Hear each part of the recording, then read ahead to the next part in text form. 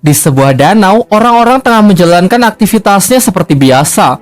Di sana ada seorang ayah yang mencoba menghibur anaknya dengan melakukan beberapa atraksi renang di danau itu.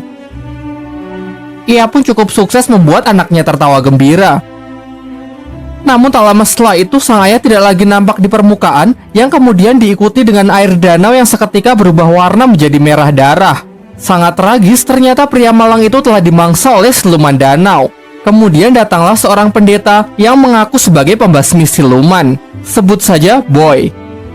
Dengan ritual-ritual yang Boy lakukan, ia berhasil membunuh seekor ikan pari raksasa, di mana ia mengeklaim bahwa makhluk itulah yang selama ini menjadi monster danau.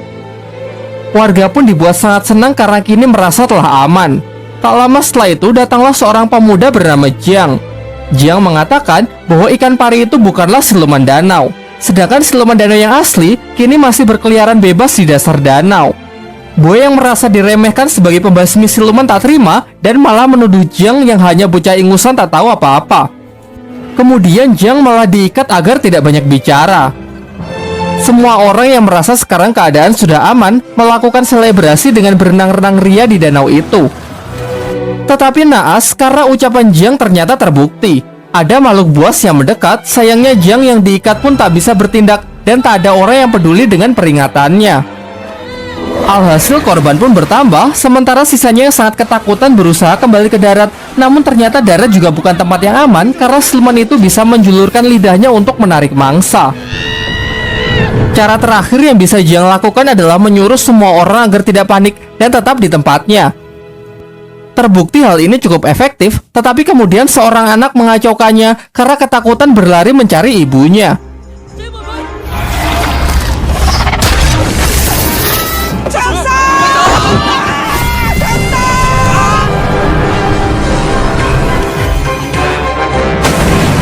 Sang ibu yang tidak bisa menerima kenyataan itu pun frustasi dan menjeburkan dirinya ke danau untuk menantang siluman itu. Disinilah akhirnya siluman itu menampakkan dirinya yang ternyata memiliki wujud yang sangat menyeramkan. Selanjutnya ada seorang bayi yang juga hendak jatuh ke danau. Beruntung Jiang yang telah berhasil terlepas datang menyelamatkannya. Jembatan mereka pun patah yang secara kebetulan memerangkap siluman ikan itu. Bersama Boy, Jiang memanfaatkan kesempatan ini untuk melemparkan ikan itu ke darat. Tetapi karena perbedaan berat yang lumayan jauh, mereka pun kesulitan melakukan hal itu. Para warga yang berusaha membantunya pun juga sia-sia.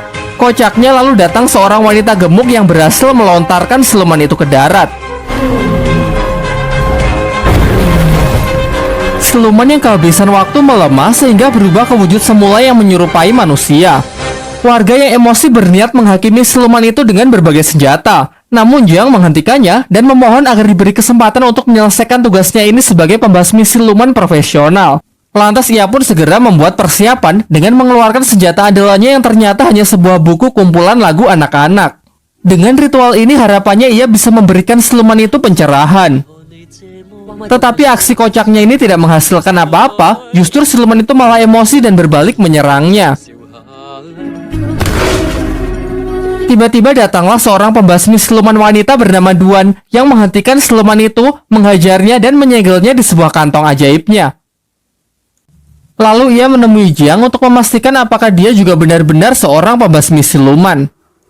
Jiang berusaha meyakinkannya dengan menunjukkan buku ritualnya yang ia percayai dengan kumpulan lagu anak-anak itu bisa membuat siluman menjadi baik. Jiang yang merasa sedih dan kecewa pergi menemui gurunya untuk menceritakan kegagalannya hari ini. Sang guru lalu menjelaskan bahwa siluman sungai yang baru saja ia hadapi dulunya adalah seorang manusia yang baik. Pada suatu hari ia menyelamatkan seorang anak di sungai, tetapi warga salah sangka dengan mengiranya adalah seorang penculik. Lantas mereka pun membunuhnya dan membuang jasadnya ke sungai sebagai makanan ikan. Tumbuh kebencian yang sangat besar di dalam jiwanya sehingga ia berubah menjadi siluman untuk menuntut balas. Di sini Jiang mulai ragu dengan kemanjuran buku lagu anak yang diajarkan oleh gurunya itu. Bukankah lebih efektif jika ia membasmi siluman itu seperti pembasmi siluman yang lain?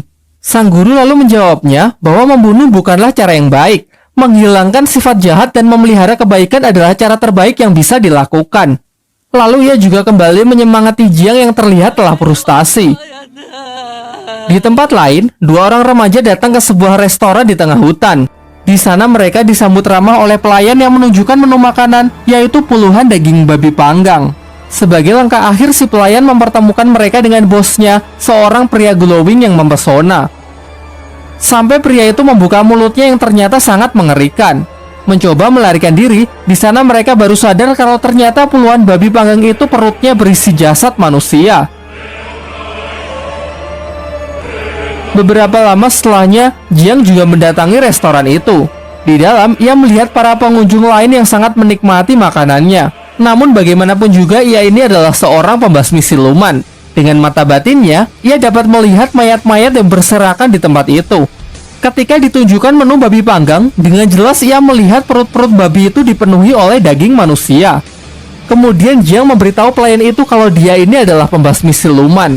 Sampai pada akhirnya Jiang mengakhiri sandiwara itu dengan memukulnya. Tetapi nyatanya ia belum cukup kuat untuk bisa mengalahkannya. Beruntung Duang, si pembasmi siluman wanita sebelumnya datang untuk mengambil alih pertarungan.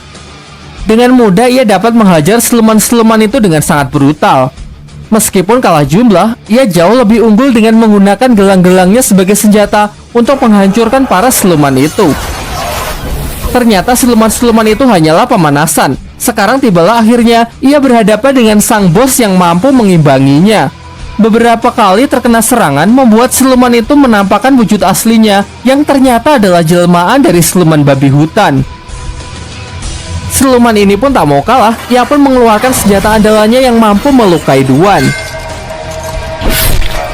Begitu ada kesempatan, Duan langsung menyuruh Jiang untuk membantunya dengan mencium siluman babi itu.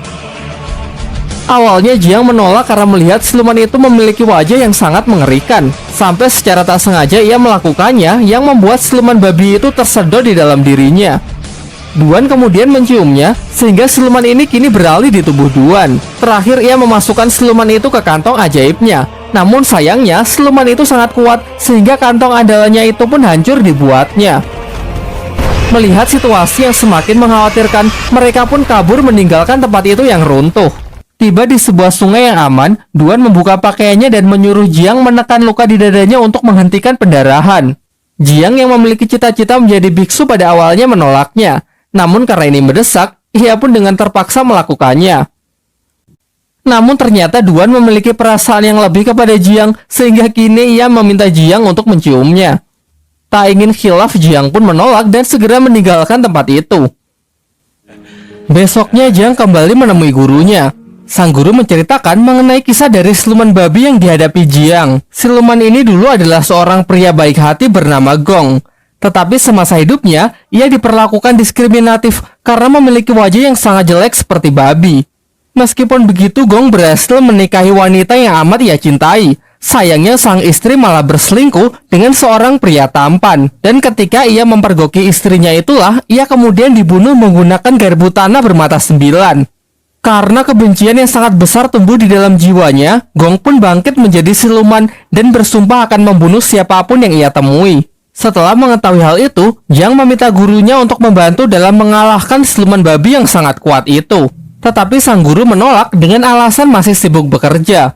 Ia kemudian menyarankan kepada Jiang agar meminta bantuan kepada Sun Wukong, sang kera sakti yang kini dikurung di bawah Gunung 5 Jari selama 500 tahun oleh sang Buddha Agung karena kesalahannya menentang aturan langit. Sebelum pergi, sang guru berpesan supaya Jiang berhati-hati karena Sun Wukong ini sangat sakti dan memiliki banyak akal licik. Tak lupa ia juga memberikan buku lagu anak untuk menghilangkan kebencian di dalam hati Wukong. Singkat cerita, Jiang berangkat dengan melintasi suatu hutan. Tetapi di sana ia malah terperangkap oleh sebuah jebakan. Kemudian datanglah kereta pemilik jebakan itu. Mereka adalah sekelompok orang yang mengaku dari barat yang bertugas membunuh siluman sekaligus membunuh pembasmi siluman. Di dalam kereta itu juga keluar beberapa orang lagi yang menjadi tawanan dari geng ini. Geng ini lalu menginterogasi mereka satu-satu, dan jika ada yang terbukti terdapat pembasmi siluman, maka akan segera mereka eksekusi. Jiang yang ketakutan pun mulai ragu untuk mengakui profesinya. Tetapi kemudian Duan mendekat dan mengatakan kalau mereka ini adalah suami istri yang sedang bertengkar. Jiang mencarinya ke hutan, dan secara tak sengaja ia malah terperangkap. Demi untuk membuktikan hal itu, geng tersebut meminta mereka agar melakukan hubungan suami istri.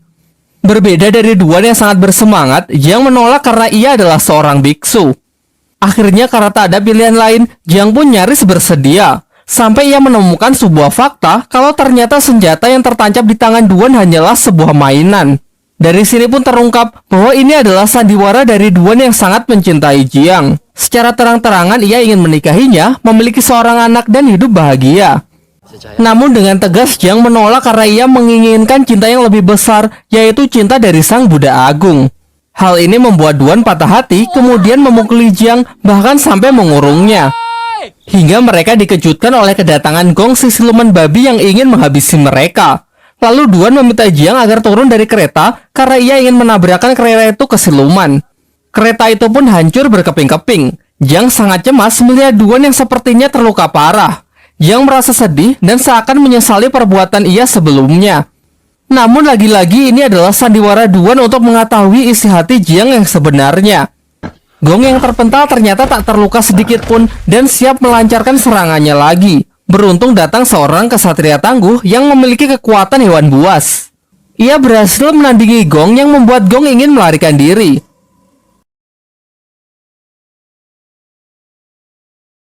Nampaknya mereka berdua ini tidak saling menyukai satu sama lain.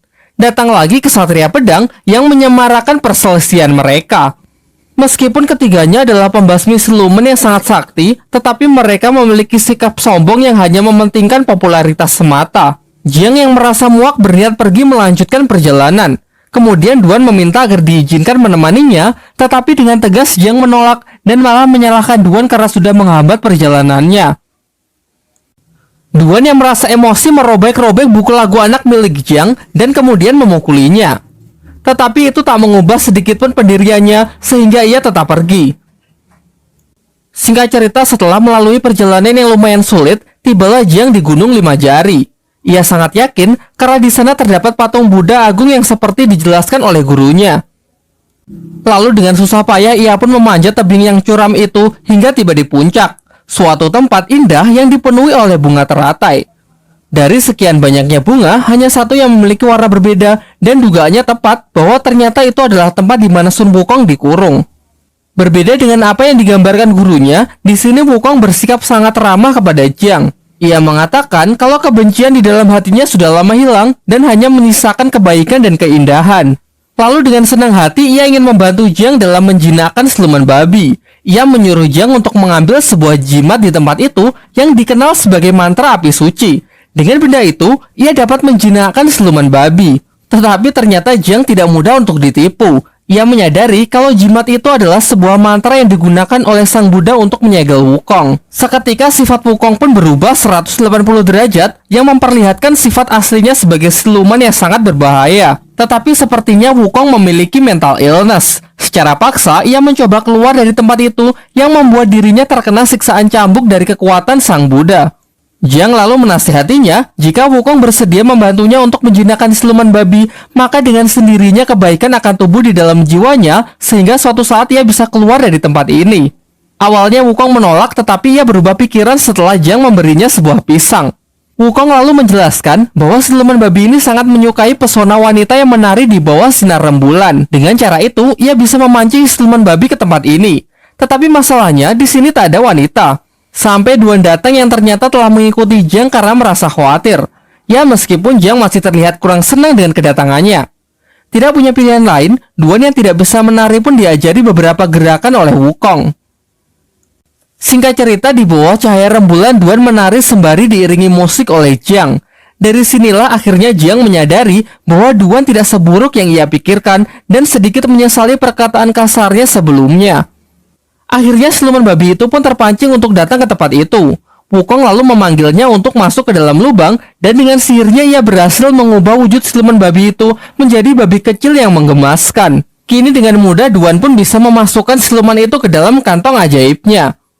Setelah semua itu usai, Duan kembali mengungkapkan perasaannya kepada Jiang. Ia memberikan cincin kepada Jiang sebagai bukti perasaannya. Namun sayangnya Jiang yang masih berharap menjadi biksu bersikeras menolaknya, bahkan sampai berniat menghancurkan jarinya sendiri. Duan yang merasa sangat patah hati akhirnya pun sadar bahwa cintanya memang bertepuk sebelah tangan dan kini ia tidak akan berharap lagi.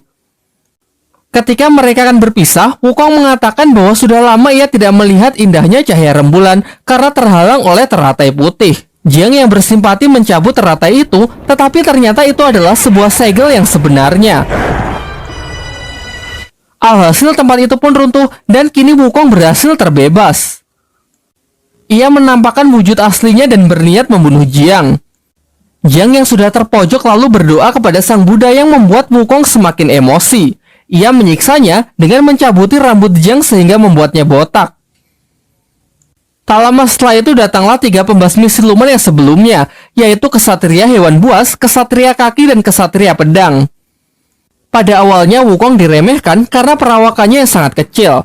Mencoba unjuk kebolehan Kesatria Hewan Buas maju terlebih dahulu untuk melancarkan serangannya.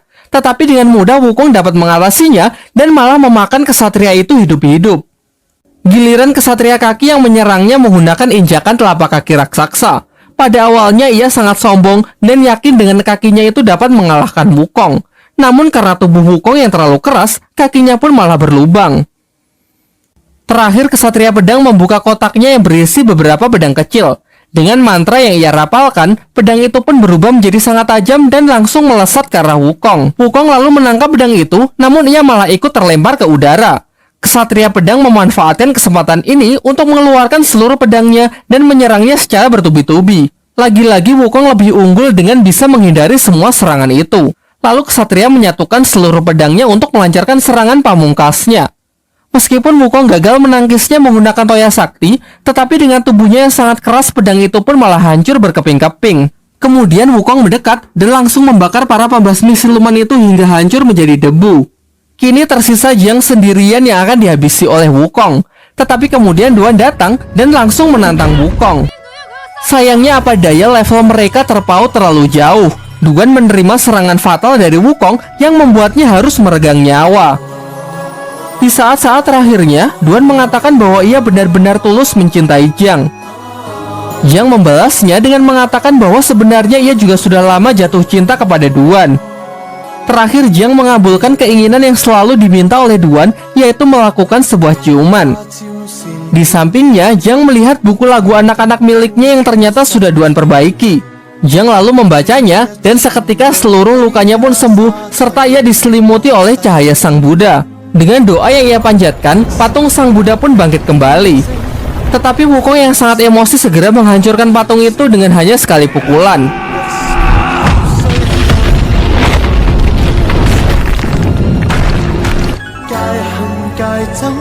Tidak berhenti sampai di sana, di angkasa Sang Buddha Agung muncul dan menyerang Wukong dengan jurus tapak Budanya.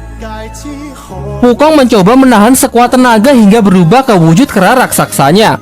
Tetapi nampaknya meskipun ia keras sakti sangat mustahil menahan serangan sekuat itu.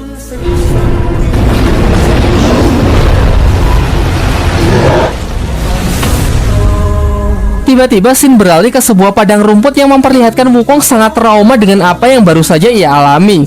Kemudian Jiang datang untuk menenangkannya sekaligus mengangkatnya sebagai murid. Serta ia memberikan gelang peninggalan Duan yang ia rubah menjadi sebuah mahkota. Singkat cerita, Guru Jiang memberikan sebuah tugas agar Jiang melakukan perjalanan spiritual untuk mengambil kitab suci di wilayah barat demi membebaskan umat manusia dari penderitaan. Namun karena perjalanan itu sangat berbahaya, dipenuhi rintangan dan hambatan sehingga Jiang harus ditemani oleh 3 muridnya, yaitu siluman ikan, Wukong, dan siluman babi. Tamat.